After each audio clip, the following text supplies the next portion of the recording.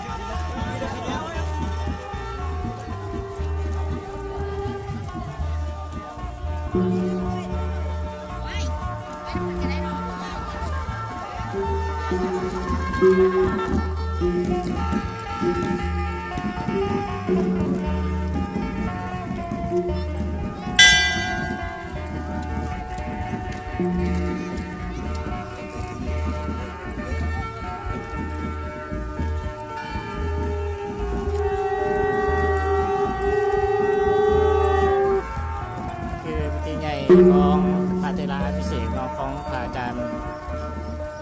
สุวรรณพระคณะอปสสงฆ์แดงจำปาสักเนาะที่จะได้บวชอยู่วัดสัญญูปัจจุบันนี้กำลังเริ่มนี่เนาะมีพระอาจารย์ใหญ่จากศูนย์กลางเพิ่นก็ได้มาร่วม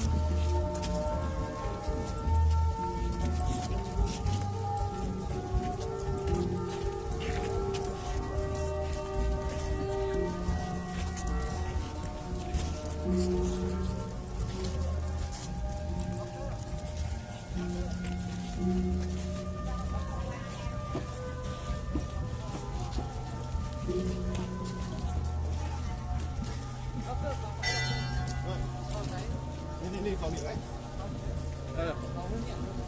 คนขาย มีนักศึกษาและมีพ่อแม่ประชาชนมารวมเป็นจำนวนหลายคนเนาะประมาณ2-3,000 คนอย่างน้อยวันคนไรด้วยเจ้าตามมันข้อความไหนเด้อ ดอกเตอร์ท่านว่าพงเมื่อไรใครมันจอดอยู่ไหยาทานไปลุงแล้วก็วิจัยรถเพื่อนนา จะจอดนอกเอ้าจอดนอกเอ้า แน่นเห็นด้วยไปลุง จะจอดนอกพุ่งอะไรเนาะอะไร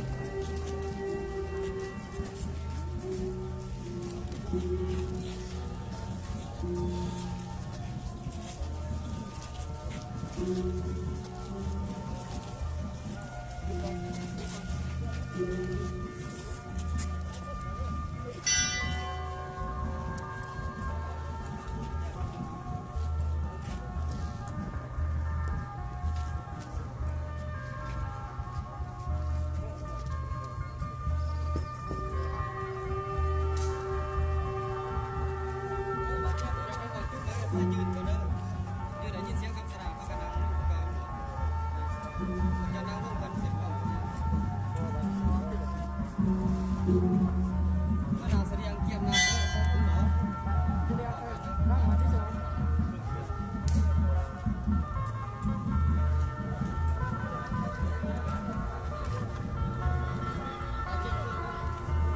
ดอกเตอร์บอกจุดไม้เราบอกขึ้นยุทธเด้อดอกเตอร์บอกจุดไม้เราบอกขึ้นยุทธ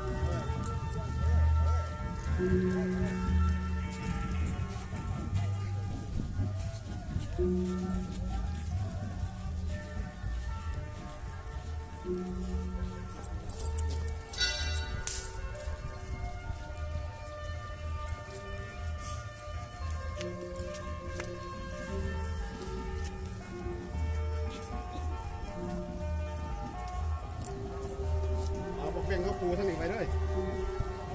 เรียกปูไปแล้วพวกเพ่งเขาต้องปูจะใกล้ๆกัน ปัจจุบันมาเจอที่บัตรคอนไลน์แล้วเนาะเจ้า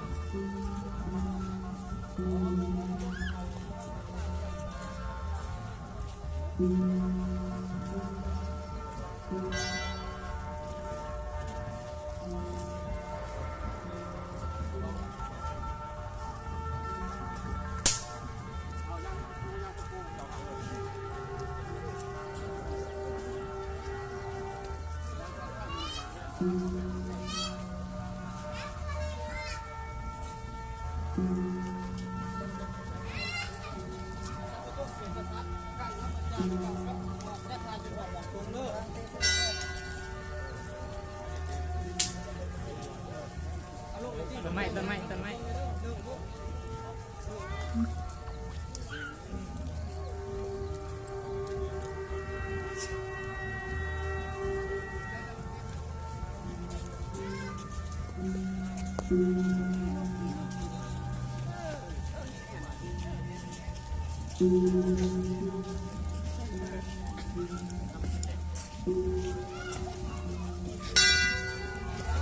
ที่ว่าแม่ไปซ่อนกับความที่นอนน้องหลายเนาะ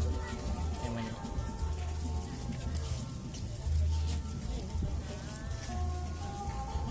ยิ้มดีเลย ยกมือกับบันไดเนาะกันหน่อย หายอยู่ ลืมถ่ายลืมสั่งหูให้เอาอาจารย์แล้วก็มันอยู่เนี่ย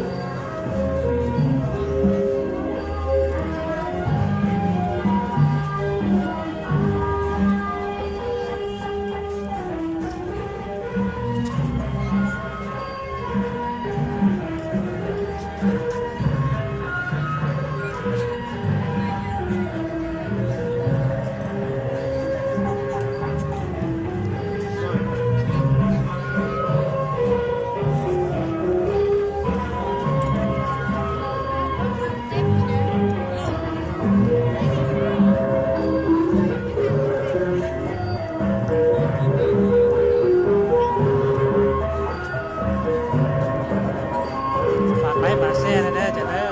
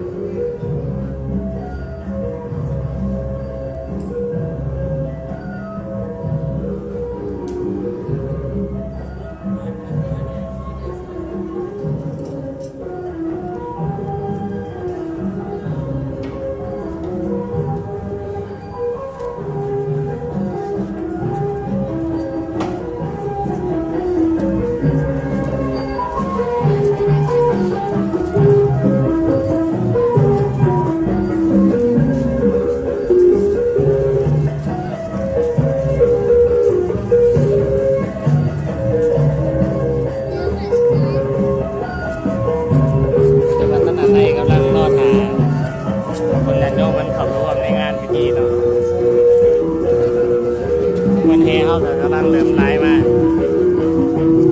คนรวมมัน2,000-3,000 คนเนาะคน เขาความสุขส่วนเป็น2,000 กว่าคนแต่ยังมีพ่อแม่ประชาชนที่เข้ามาร่วมที่หลากหลายอีกที่ก็สามารถรับจำนวนคนได้เลยวันศิลปะน้องน้อยนะ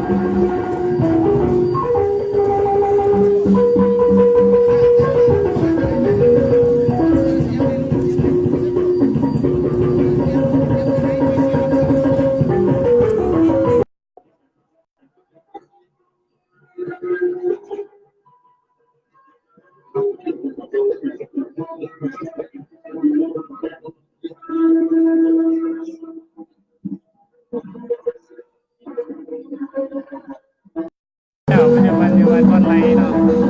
ถ้าก็มาทางสนามกอล์ฟ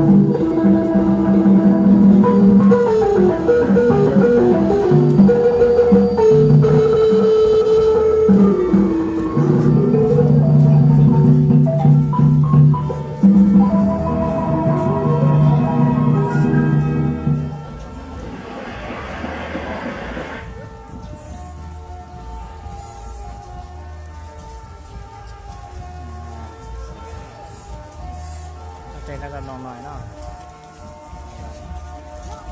นี่ น้องได้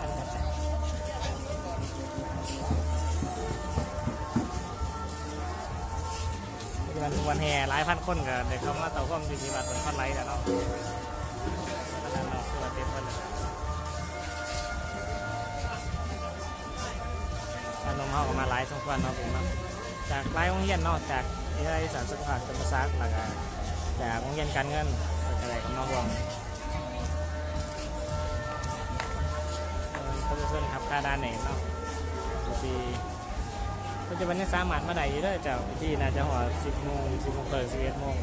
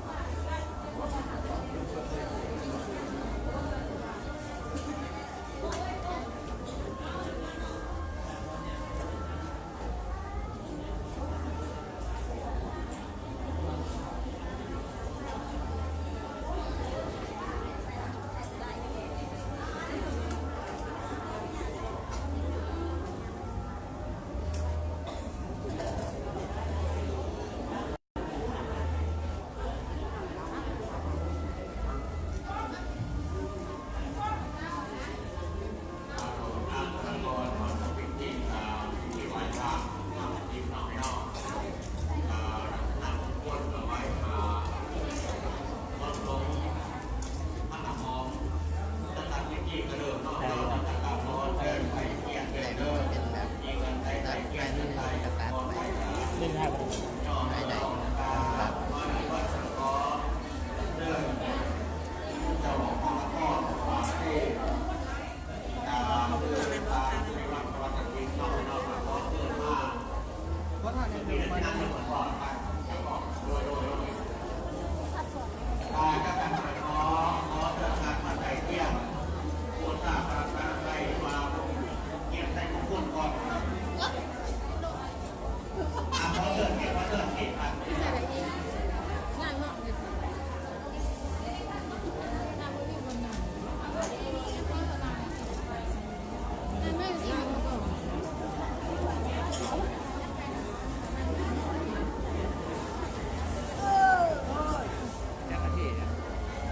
รุ่นเกิดประมาณ4 นาทีเลยครับน้องทายคือขบวนน้องเขาไปอยู่กลางขบวนเลยไปยืนคือน้อยหนึ่งน้องก็ยุดน้อยหนึ่งน้องก็ยุดยังก็ไปตัดต่อเอา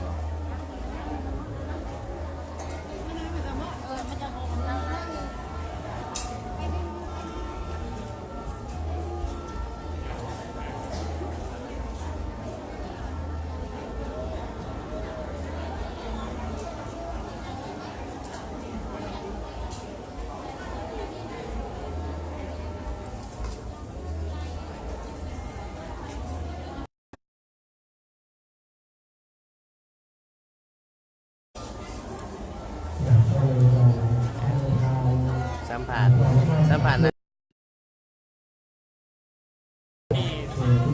พิเศษเราถ่าย